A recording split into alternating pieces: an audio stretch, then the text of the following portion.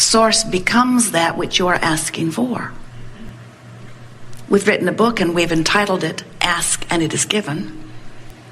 We are ringing a bit when we stand forward. It is better when we stand back, yes? Yeah.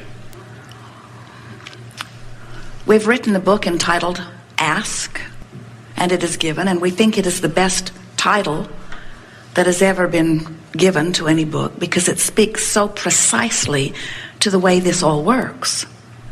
When your environment causes you to identify that you want something, the source energy part of you immediately becomes vibrationally at one with that new desire. Not with the contrast that gave birth to it, and not with the absence of it which helped you to define it, but with what you are asking for. So an even better title for a book, better than Ask and It Is Given, although most are not ready to hear it yet, but a really leading edge title for the book would be, not only when you ask, it will be a long title. Not only when you ask is it given, but when you ask, the non-physical part of you becomes the vibrational equivalent of that which you are asking for.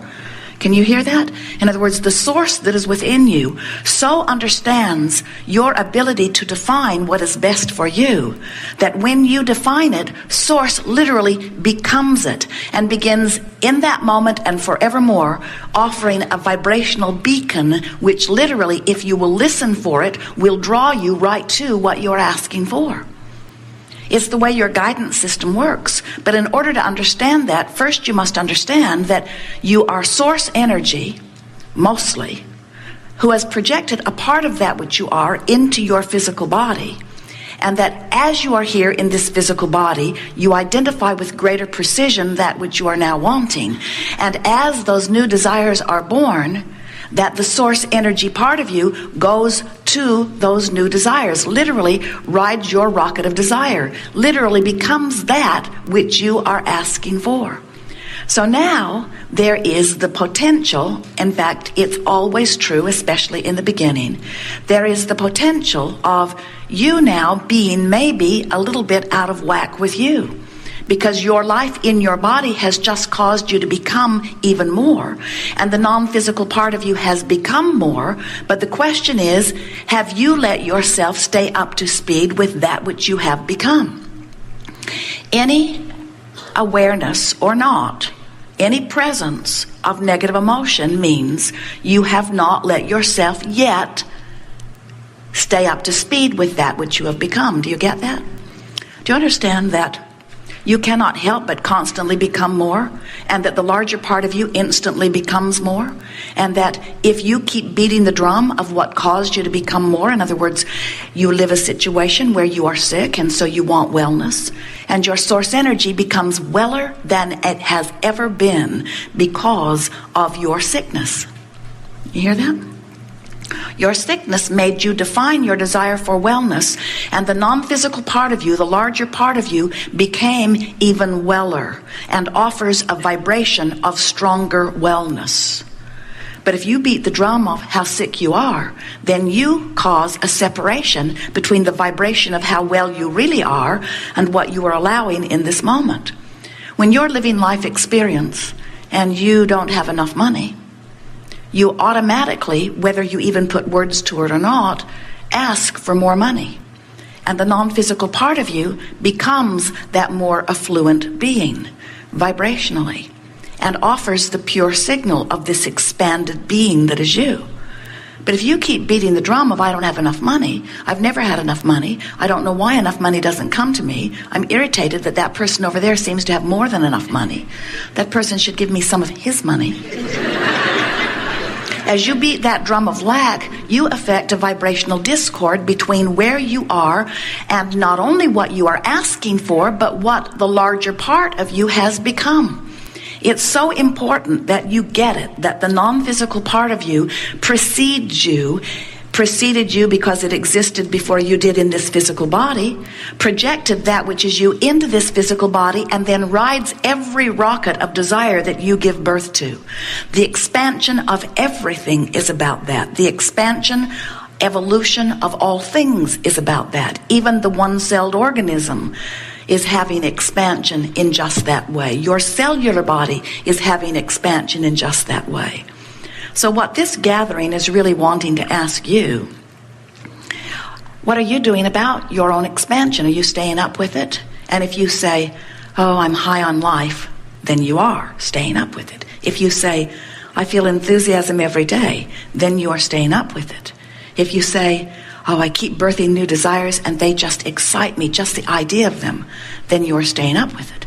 If you say, I'm in love, you're staying up with it. If you say, I feel such appreciation for this or that, you're staying up with it.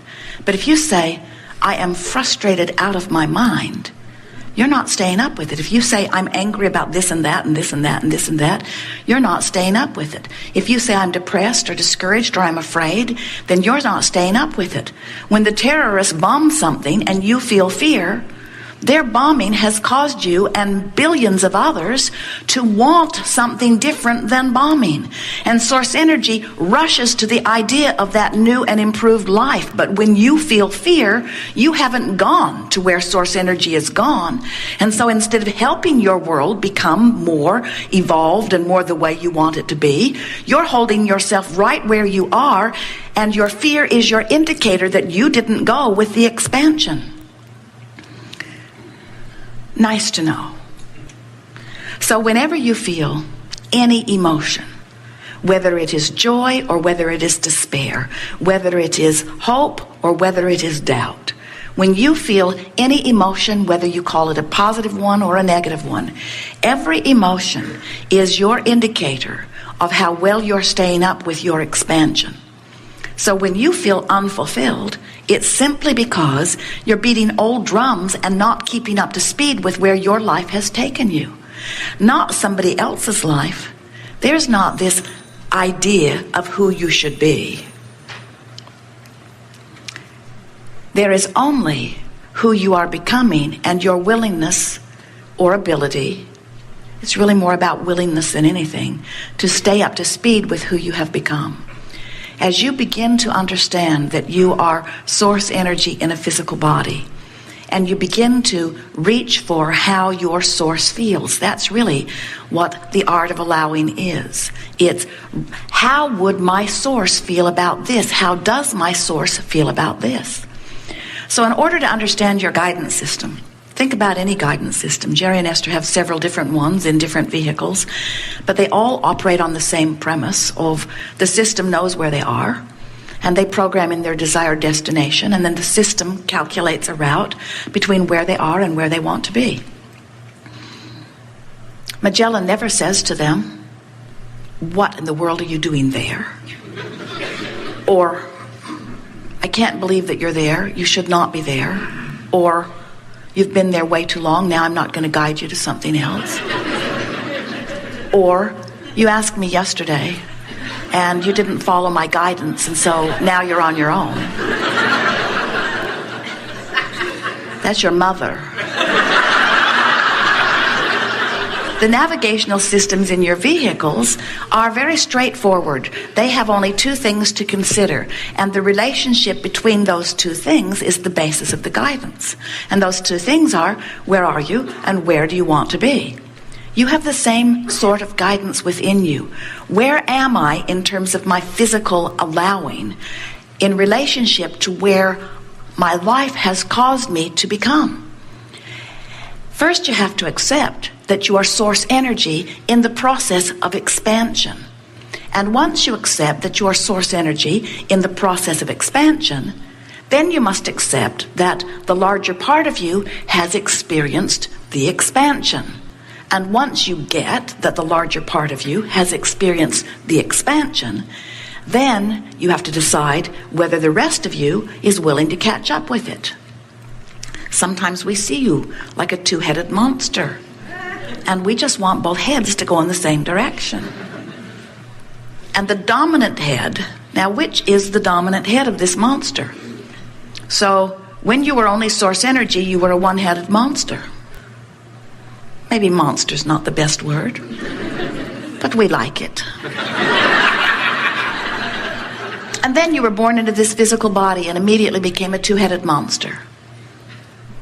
But the source energy part of you is the larger part of you, always by far, the eternal part of you, the culmination of all that you've become, the part of you that eternally knows your worthiness and knows your value, and excitedly wants to come forth into the physical experience, because the physical experience is known as the leading edge experience.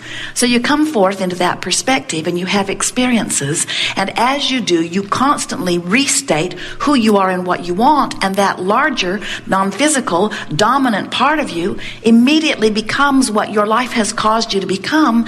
And then what this gathering is about is you bringing the rest of you, the non-physical part of you, up to speed with that. And you know you are doing that when you begin to pay deliberate attention to the way you feel.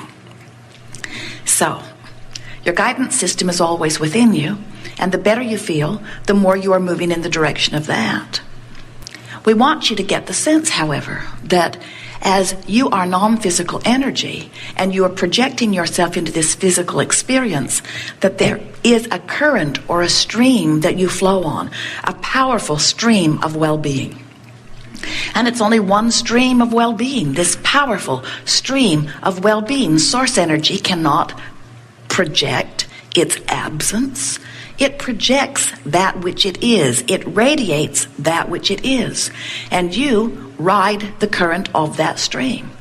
So as you are flowing in on that stream of well-being, now life is causing you to ask for yet more. So the stream expands with every experience that causes you to ask. It expands and moves faster. So the longer you live as an eternal being, the faster the stream moves.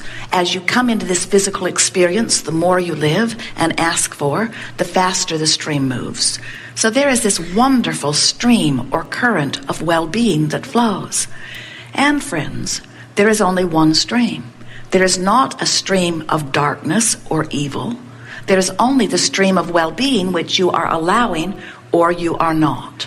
And as you are allowing the stream of well-being, you can feel yourself involved in it, and if you do not allow it, you can feel the resistance, which is what negative emotion is.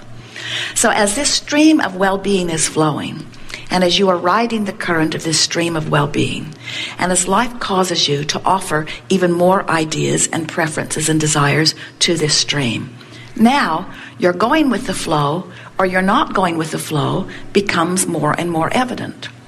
There is an incredible ringing. Maybe a bit. It's on the right side.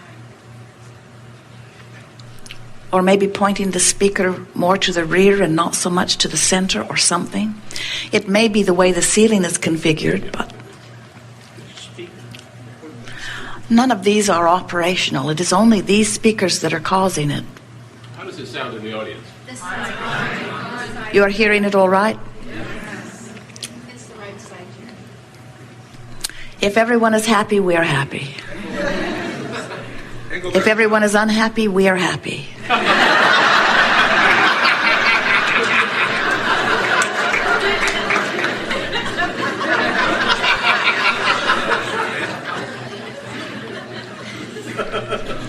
So as this stream is flowing, what we want, that is better.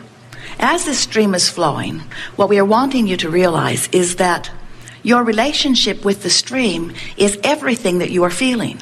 When you are letting yourself go with the stream, you feel wonderful. And if you do not, to the degree that you do not allow yourself to go, you do not feel so good. But the stream is only flowing toward that which you have become. And when you let yourself go with that stream, then you feel wonderful. And when you don't feel so good.